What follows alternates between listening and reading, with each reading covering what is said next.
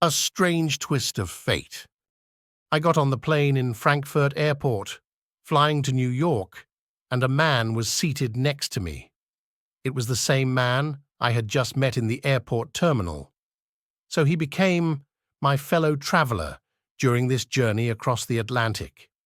Fortunately, this fellow traveler from Macedonia, who was going to visit his parents in the USA, was talkative and interesting, having a broad general knowledge for discussion. His name was Stefan. He was a civil engineer and had traveled to Europe and America often. His parents came from Ohrid region and had been living in the USA for more than 40 years. This time, as he told me, he was going there to see his mother, who was very ill and who had, several times, expressed her wish to see him. Unfortunately, her illness prevented her from going to her homeland, Macedonia. We left Frankfurt Airport, and the plane took us high in the sky. Soon, we were served drinks by a beautiful, thin, and graceful stewardess. Feeling relaxed, I commenced a conversation with my fellow traveler, Stefan. The journey to New York took 8 hours. It is preferable for most people to have such a talkative neighbor because the loneliness during long journeys can be a psychological burden.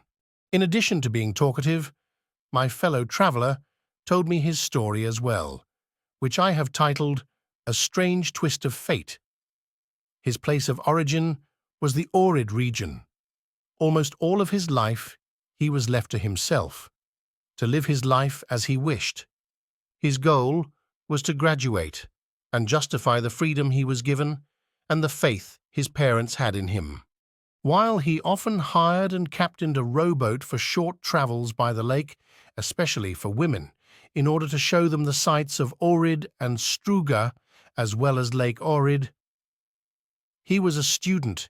He usually had a part-time job during the summers as a bellman in one of the hotels on the coast of Lake Ohrid, or sometimes as a tourist guide for the archaeological groups who carried out archaeological explorations in the localities of that region. He was an experienced guide. Therefore, he was hired by many travel agencies from Ohrid, Skopje, and Belgrade. As a result, he earned a good income. The tourist season in Ohrid was very busy that summer. Guests were arriving from all over, and he was already working his part-time job in a hotel on the coast of Lake Ohrid. One day, a wonderful young woman appeared at his desk and presented herself as a German woman from Munich. She asked him for a single bedroom with a view of the lake. He saw the name in her passport was Linda. She was a slender, blonde woman with blue eyes. She spoke excellent English and told Stefan that she was in Macedonia for the first time. She chose Ohrid as her destination after a friend of hers had told her so many wonderful things about this pearl in the Balkans. According to Stefan, it was a bold move for a girl of her age, but she was probably motivated by the excitement which such a journey offered. Their conversation at his desk continued. He was an interesting and charming conversationalist. He promised that he would be at her disposal during her stay in Ohrid. He tried his best to leave a good impression with her. She secretly felt in love, at first sight, with this corpulent Macedonian. Their love affair started the very first night with mutual passionate feelings accompanied by a surge of strong emotions. Stefan spent all his free time with Linda. He took her to picnics in nice areas in the surrounding region and was with her late into the night. Anyone who saw them thought that they were great lovers or a newly married couple enjoying their honeymoon. Such impressions were not far from the truth. Stefan and Linda were really in love with each other. Soon their love blossomed, and Stefan secretly moved into her apartment so that they could spend their nights together. Linda's 15-day holiday in Ohrid went by at lightning speed, and too soon their day of parting came. Both of their bills were paid by this rich German girl. She promised that they would see each other again at the first good opportunity. They exchanged addresses and phone numbers. They simply were unable to break off their affectionate and passionate hug to say goodbye. Stefan remained at the airport until the plane disappeared on the horizon above Lake Ohrid. He was waving his hand at her as if Linda was looking at him from the sky.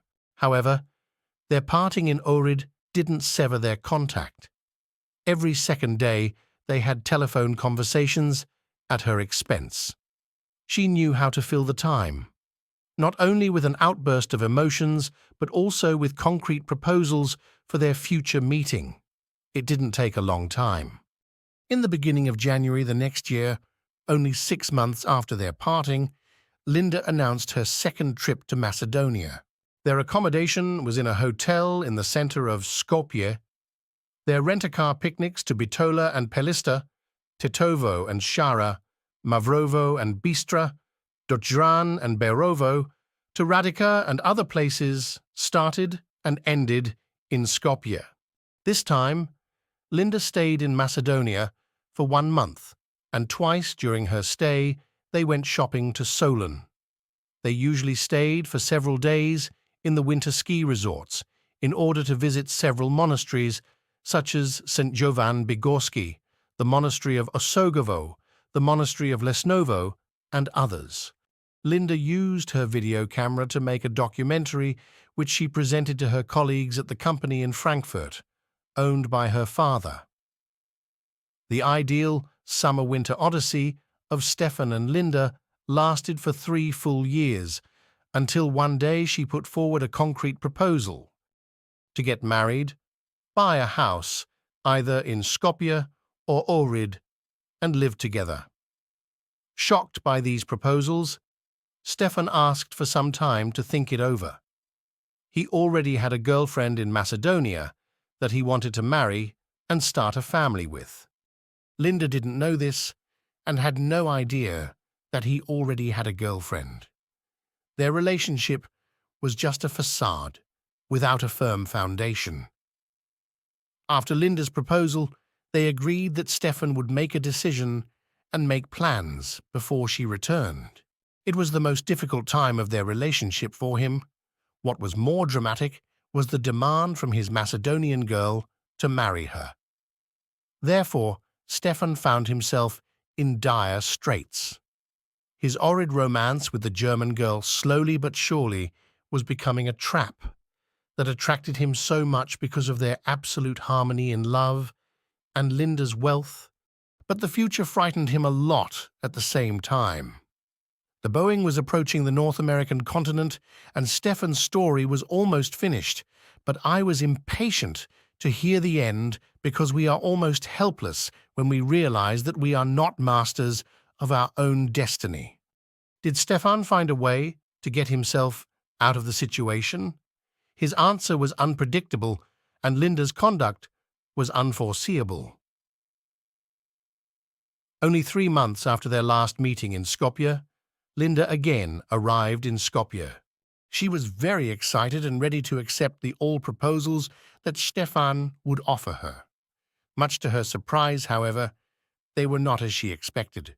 After dinner at the hotel, they spent all night in their room arguing, and it would end their relationship. Stefan admitted to having a Macedonian girlfriend for several years, with whom he planned to marry and start a family, and these plans were in their final stage. But he also admitted that Linda was a wonderful girl who could sweep any man off his feet. It was such a pity that she had fallen in love with him, expecting that he would become her mate. During that long and difficult night, the German girl gave up and agreed that there would be no marriage, but under one condition, that their relationship would continue both here in Macedonia and in Germany. She reassured him that she would continue to cover the expenses for such a sacrifice on his part as she had in the past. Stefan accepted her proposal under the condition that she was to marry a German man in Germany and that he was to marry the Macedonian girl in Macedonia. They would go to each other's weddings as guests due to their great friendship. Strangely enough, Linda agreed to his proposal. They made an agreement that by the end of that year she would get married in Frankfurt and he would marry in Ohrid. In addition, she would come with her husband to his wedding and he would go to her wedding with his wife. Their agreement was honored with small concessions. The love affair of Stefan and Linda continued after she got married. Stefan confessed that he was feeling a prick of conscience and had an uncomfortable feeling that he had done something wrong. He often had long bouts of indecision about their future meetings, but it was hard for him to separate from Linda. Before his journey to the USA, he spent several days at their house in Frankfurt. Both Linda and her husband accompanied him to the airport and said goodbye.